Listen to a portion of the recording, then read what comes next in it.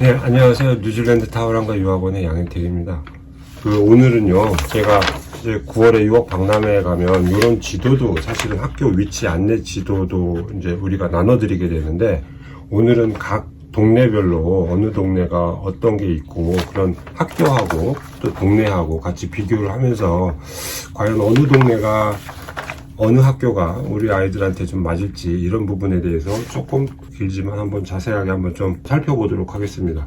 그리고 우리 직원들이 일단은 이제 각 사는 동네가 달라요. 그래서 이제 이 지도에 보면 크게 이제 한국으로 치면 서울에 보면 이제 무슨 동 개념으로 이렇게 보셔도 되겠는데, 우리 직원들이 각 동네마다 다 떨어져 살기 때문에 자기 동네 자랑은 우리 직원들이 번갈아 가면서 하도록 하겠습니다. 자, 그러면은 첫 번째, 일단 타워랑과 이제 전체 지도를 좀 한번 우리가 보도록 하겠습니다. 물론 이제 우리 인터넷 카페나 이런 데 다 들어있어요, 이 자료들은.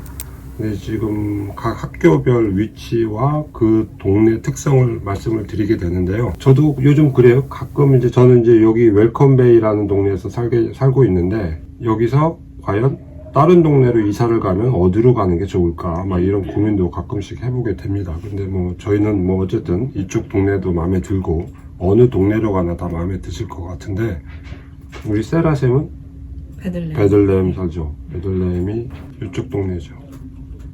그죠?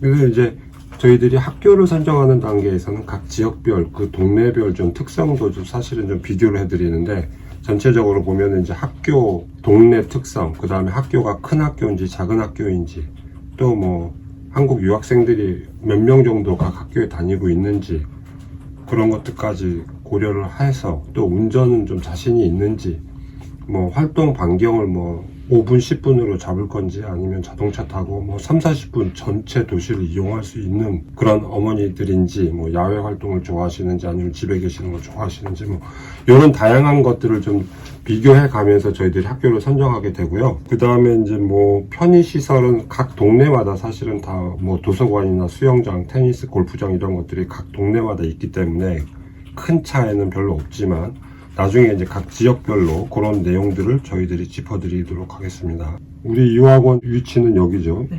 지금 이제 각 동네별로 자세히 설명드리겠지만, 이제 방 3, 4개짜리 단독주택이 대부분인 경우죠. 제가 뭐 예를 들어서 뭐 2005년에 이민을 왔어요. 그래서 이 타워랑과 이 도시 시티 카운실 관하에 이 타워랑가에서 인구가 몇 명이었냐면 8만 명밖에 안 됐어요, 2005년에. 근데 지금 인구 조사를 하면 한 16만 명으로 좀 늘었다고 그래요. 근데 뭐 도로나 뭐 도시 기반 시설들은 사실 크게 바뀌지 않기 때문에, 아까 말씀드렸듯이 차량 교통 정체가 상당히 지금 도시화되면서 많은 인구가 이 동네로 이사를 오거든요. 젊은 애기들 데리고 이사 오기 때문에 인구가 굉장히 좀 많이 늘었죠. 거의 2배가 됐으니까, 2005년. 그 다음에 이제 요즘에는 뭐 그때부터 시작해서도 더니든이라고, 남섬의 더니든이 이제 5대 도시였는데 타워랑가가 5대 도시가 됐죠. 2004년, 5년 뭐 이 정도에서. 그래서 인구 대비로 봤을 때는 뉴질랜드 전국 도시 중에서 5대 도시에 해당되고 있고요. 뭐 당연히 뭐 인구 밀집 지역이 없죠. 땅이 넓기 때문에 방은 보통 1층짜리 단독주택을 대부분이 짓고 있고, 어느 동네든요. 뭐 전체적으로 느낌을 좀, 타워랑가 도시 전체의 느낌은 어떻게 보냐면, 이쪽 왼쪽으로 보면 카이마의 산맥이 있어요. 서쪽으로. 이쪽 동쪽은 큰 태평양 바다고, 그 다음에 이쪽으로는 이제 대관령 같은 산맥이 서쪽에서 차가운 바람을 막고 있거든요. 그래서 동쪽 바다 쪽 따뜻한 바람이 동쪽 바다에서 들어오고, 찬바람은 서쪽에서 들어오는데, 요 카이마의 산맥에서 그 차가운 바람들을 다 막아주니까, 사실은 여기는 과수 산업이 뭐 아보카도하고 특히 이제 키위죠. 우리가 잘 아는 제스프리 키위가 대부분 베이 오브 플랜티, 동쪽 해안가 쪽에서 대부분 생산이 많이 되고 있습니다. 그리고 이제 많은 분들이 동네에서 요 동네, 예를 들어 스테아카우키, 파파무아, 그 다음에 타타이코스트 이쪽 동네에서 내가 집을 구하면 학교까지 걸어서 다닐 수 있느냐, 이렇게 많이 물어봐요. 근데 사실은 이런 동네들은 그 주인들이 많이 살고 있고, 렌트집이 사실 학교 주변에서 집 자체가 그렇게 많지 않고, 그 중에서도 주인이 안 살고 렌트로 나오는 집들은 그렇게 많지가 않거든요. 그래서 사실은 이제 렌트집 같은 경우는 저희들이 도보로 걸어가는 집도 물론 당연히 있는지 찾아보겠지만 보통 자동차로 뭐 5분이나 뭐 10분 정도 뭐 요 정도 반경 안에서 집을 구한다 그러면은 뭐 걸어서 30분, 자동차로 5분 정도 이 정도 이제 걸어 다니는 거리가 나오거든요. 그래서 저희들이 집을 찾을 때 예를 들어서 여기 마운트 망가누이 초등학교다 여기다 그러면 사실은 집은 요만큼까지 내려와서 뭐 여기 한 10분 정도 반경이요 이쪽으로 그래서 10분 정도 반경으로 뭐 요 동네 전체를 다 우리가 집을 구할 수도 있겠죠. 마찬가지로 이제 여기 타워랑과 프라이머리는 사실 여기 시내 한복판에 있어요. 여기 시내 한복판. 그래서 우리가 집을 찾을 때 물론 이제 요 근처에서 집을 찾으면 제일 좋겠죠. 걸어서 다닐 수 있는 집도 있고. 하지만 뭐 집을 찾다 보면 요 정도까지도 연장을 해서 이렇게 뭐 차로 10분 정도, 심지어 뭐 베들레헴까지 여기서부터도 이렇게 다니거든요.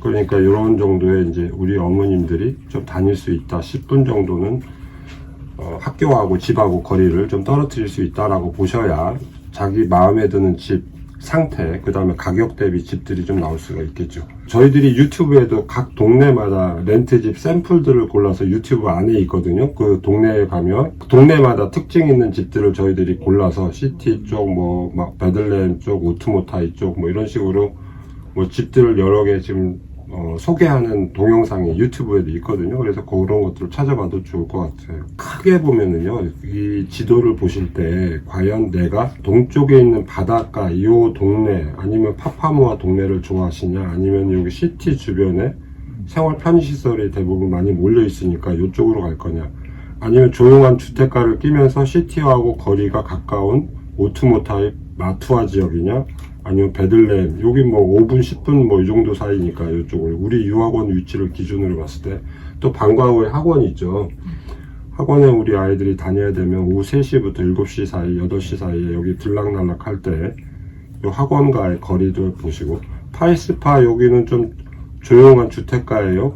대신에 거리는 20분 정도 자동차로 올 수 있는데 여기가 좀 조용한 뭐 신형 주택가 단지고 쇼핑몰도 잘 돼 있기 때문에 사실은 이쪽에 이제 파이스파 쪽 이쪽에도 우리 한국 분들이 많이 가서 살고 있어요. 당연히 이쪽에도 학교가 많이 있거든요.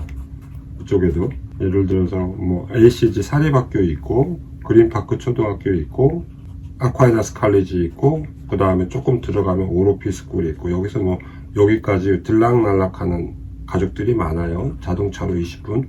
그 다음에 또 무엇보다도 이제 스쿨버스가 어느 학교든 이쪽으로 스쿨버스가 계속 무료 스쿨버스거든요. 시내버스, 스쿨버스가 등교시간, 학교시간에 계속 다니기 때문에 이쪽에서도 지금 우리 한국 조기 유학 가족들은 많이 살고 있는 상황입니다. 아마 지도를 보시면 여기 거리감이 사실은 별로 없을 것 같은데요. 여기 파이스파에서 마운트 망가누이까지 여기가 보통 한 25km 정도 된다고 보고요. 그 다음에 베들레헴에서 여기 시티센터까지 아니면 마운트 여기까지도 한 10km 정도 된다고 봐요. 그래서 자동차로 이동한다고 그러면 파이스파나 산다고 그래도 100km로 가는 요 빠른 고속도로를 이용하면 한 30분 안 걸리죠. 한 20분에서 30분 정도. 뭐 시티 쪽은 여기는 뭐 10분이면 당연히 가고요. 여기서는 뭐 빨간 길이 이제 시속 100km로 달리는 구간이기 때문에 사실 어느 동네에서 산다고 그래도 마운트 망가누이를 기준으로 보면 뭐 이 도시 전체를 사실 우리가 다 이용하면서 조기 유학 생활을 뭐 1년, 2년, 3년 뭐 오래 되시겠지만 다 이용하실 수 있다 이렇게 보셔도 됩니다. 그렇게 큰 도시가 아니고 한국으로 보면 나는 강릉하고 속초 정도 섞인 도시 정도 분위기가 아닌가 싶어요. 물론 와 보시면 뭐 제주도랑 아주 비슷하게 생겼다 뭐 이렇게 말씀들 하시는데 생활 환경이나 뭐 지리적 위치나 보면은 오클랜드가 서울이라고 보면 이쪽은 속초 이게 대관령 넘어와서 강릉이 있고 이쪽에 그 다음에 조금 더 가서 뭐 여기 속초에 있는 바닷가 쪽이다 뭐 이런 식으로 아니면 여기가 뭐 경포대든 뭐 어떻게 뭐 그 정도 느낌이 되지 않을까 싶어요. 속초 인구가 8만이고 요즘 강릉 인구가 한 20만 된다고 그랬나요? 그래서 근데 뭐 지금 전체적으로 보면 여기 전체 인구가 뭐 한 16만 명 정도 넘어가니까 뭐 비슷한 도시 규모가 아닐까라는 생각이 들어요. 그 다음에 날씨 자체도 그래서 이제 따뜻하고 타워랑과 유학원 위치하고 여기 이제 우리가 이제 아까 말씀드린 방과 후 타오랑과 아카데미 학원이 있어요. 타오랑과 아카데미에서는 무슨 수업을 하러 일이 들어오죠? 이게 유학원. 그러니까 우리 유학원 같은 경우는 입국 초기에 사실 이제 사무실에 나오실 일은 이제 처음 한 달 정도에 몇 번씩 왔다 가실 일이 생기고, 그 이후에는 이제 우리가 뭐 좀 아이들 방과 후에 오게 되는데, 뭐 꼭 다녀야 되는 건 아니지만 아이들이 필요할 경우에 이제 와가지고 이제 수업도 듣게 되는데, 무슨 수업이 있죠? 이쪽에서 이쪽으로 와야 되는 이유. 네. 영어 수업이 저희가 항상 초기 6개월에 얼만큼 신경을 쓰느냐에 따라서 앞으로 유학 생활을 얼만큼 편하게 할 수 있느냐라는 그런 얘기들을 많이 하거든요. 그래서 일단은 영어에 조금 더 빠르게 성장할 수 있게끔 도와주는 것들. 왜냐면 이제 학교에 가면 친구들이 있고 뭐 선생님들이 있어서 영어 환경에 노출되는 거는 당연할 수 있는데, 아이들한테 직접적으로 좀 더 세밀하게 신경 쓸 수 있는 부분은 좀 소규모로 진행되는 아카데미 수업이 좀 긍정적인 영향을 많이 좀 주고 있고요. 조금 고학년으로 올라가는 경우에는 수학하고 과학에 대한 중요성도 좀 있게 되고, 특히 이제 수학 같은 경우는 한국 친구들은 수학을 이미 많이 하고 오기 때문에 수학을 잘 하는데, 여기 와서 이제 영어의 한계 때문에 수학적인 역량을 잘 발휘를 못 한다거나, 아니면 이제 한국에 또 돌아가서의 수업을 또 따라가고 하려면 배워야 되는 부분들도 있고 해서, 저학년 같은 경우에, 그러니까 초등학교 5학년, 6학년 정도 되는 친구들부터 수학 수업을 시작을 하고요. 과학 같은 경우는 이어 9쯤 되면 이제 어려운 용어들도 나오고 개념도 좀 어려워지고 하니까 그때부터 이제 과학 수업을 진행을 하는 편이거든요. 우리 아이들이 대충 제가 생각하기에는 한 30% 정도가 학원에 다니는, 그러니까 일주일에 한 번, 두 번, 세 번. 우리 이제 가디언 홈스테이 학생들은 이제 자습도 하는 것도 있고, 그래서 학교가 가까운 학교에서 이렇게 걸어오는 아이들이 있고, 스쿨버스를 타고 이렇게 들어오는 아이들이 있어요. 그래서 뭐 일주일에 한 두 번, 세 번, 평균 수업은 만약에 학원에 다니고 싶다 그랬을 때는 한 보통 두 번, 세 번 정도는 이쪽으로 들어오게 되겠죠.